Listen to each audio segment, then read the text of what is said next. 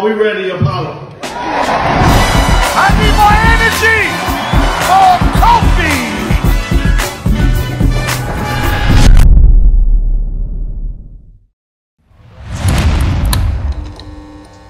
So, Mr. Kofi B is in the building. Yes, sir. So, Mr. Kofi B, what does your name stand for? Like, who is Kofi B?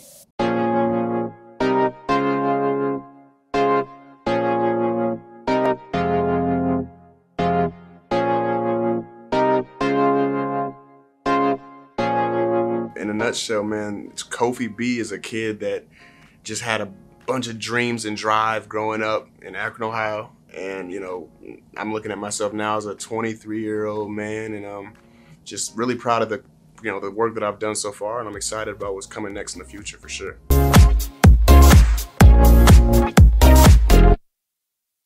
What happens to you when you first hear music? Like, what goes through your mind?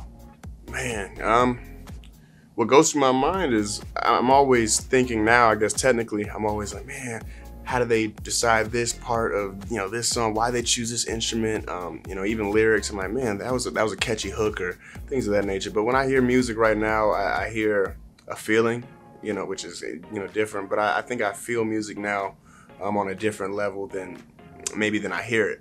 And I think that makes it really special in a way to, you know, connect to not only myself, but, you know, the people that listen and enjoy what I do as well.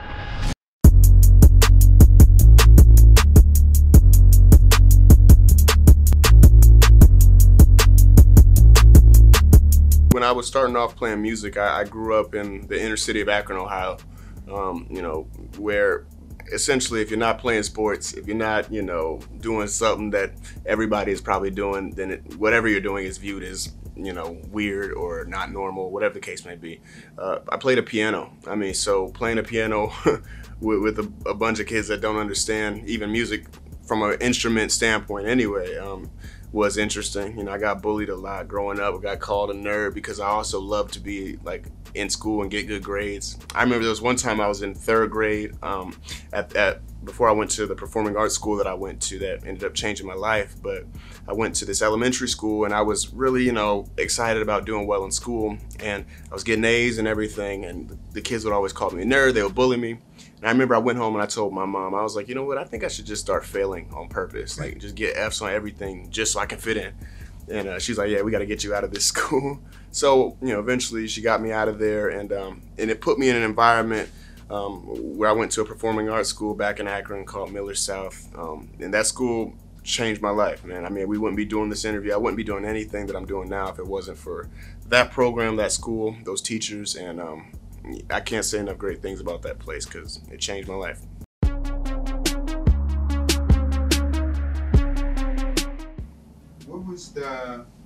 What was the hardest thing you had to adapt to, being that you are so young and you coming into the industry and then you blow up, being nominated on the Apollo, winning? Mm-hmm. Like, what was the hardest thing or the most challenging thing you had to adapt to?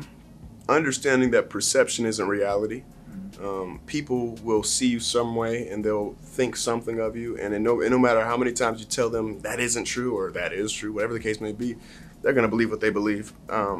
You know, people can switch up. You learn about having a better sense of understanding who's really in your corner and who's not. And in most cases, the best role model or the best person you can look up to is yourself. You know, I always tell people you just got to look in a mirror sometimes if you want to find that person that's by your side 24/7.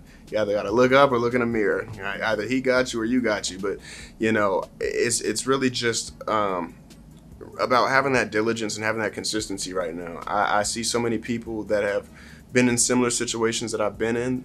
You know, I've met so many talented, skilled people with career-crippling character. You know, they have all the makings of a star. They look like a star, sound like a star, sound like a celebrity with longevity, but then they start talking.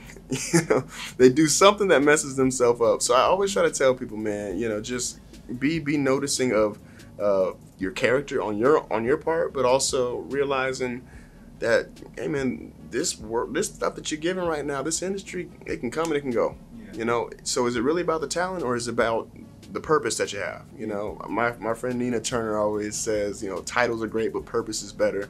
I like to switch that, and I like to say talent is great, but purpose is better. You know, it's bigger than me playing a piano right now. That's not why people are gravitating to what I'm doing.